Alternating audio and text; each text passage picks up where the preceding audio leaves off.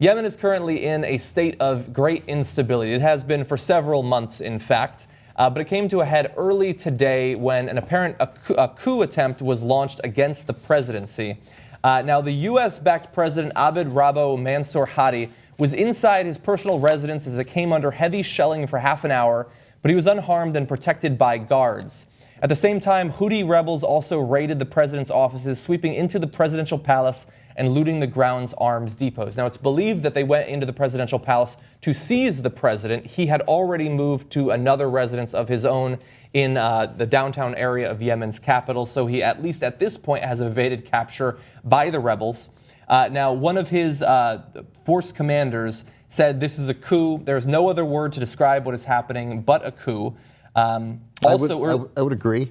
It does seem to be. Yeah. Now but on the other side, the Houthi rebels do say that their fire against the presidential palace was to stop looters from going in and raiding their arms. Oh, really? That is what they are saying. I'm just playing.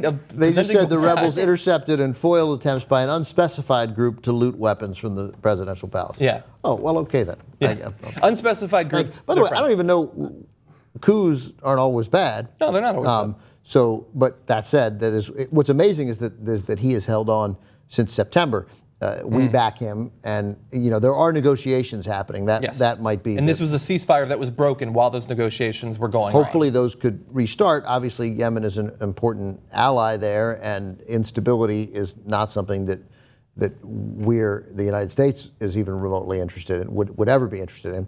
But there is some possibility that this works out. But that said, if the negotiations don't work out, I mean, they're coming, and they're not. There's no turning. It doesn't read in any way, any of the stories I've read about Yemen, that his government is suddenly going to turn things around and push the rebels back out. Yeah. They're in the capital. They're raiding the presidential palace.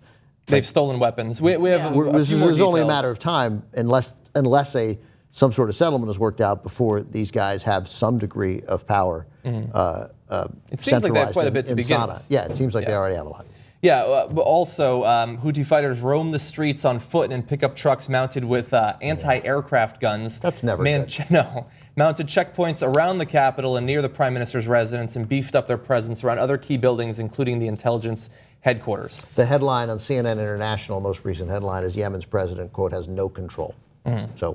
So Yemen is essentially falling apart in the midst of trying to reconstitute itself into some kind of constitution. I mean, that's what I understood, is that there's, the commission that's putting together their constitution now and trying to create a country that itself was created out of whole cloth in, 1960 or something? So these are the fruits of U.S. intervention and, foreign intervention in the Middle East. This is what happens when you go in and you destabilize entire countries and create new ones out of tribes that don't want to be together with each other.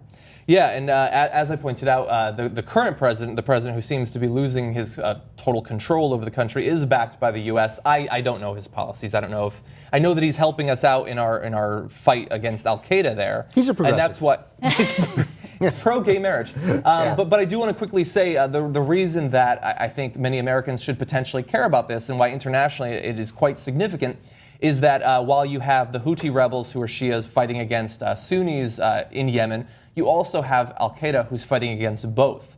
And al-Qaeda in Yemen, also known as al-Qaeda in the Arabian Peninsula, is considered currently one of the, most dangerous franchises of al-Qaeda currently operating. Yeah, it's where one of the brothers trained. Exactly. So they got quite a bit of press, I suppose, over the past few weeks. And the current president, had been aiding us in our fight against al-Qaeda there. If he's replaced by someone else who perhaps will not want to cooperate with the United States, our ability to intervene against al-Qaeda in Yemen is significantly destabilized. And as we told you last week when we were talking about Saudi Arabia building their Great Wall to keep ISIS out from the north, they're also reinforcing the border with Yemen in the south. And since it seems like that destabilization will make al-Qaeda's fights there a little bit easier for them, that's probably not a bad move by Saudi Arabia. So we could see a stronger al-Qaeda in Yemen able to launch missions internationally. Oh, goody.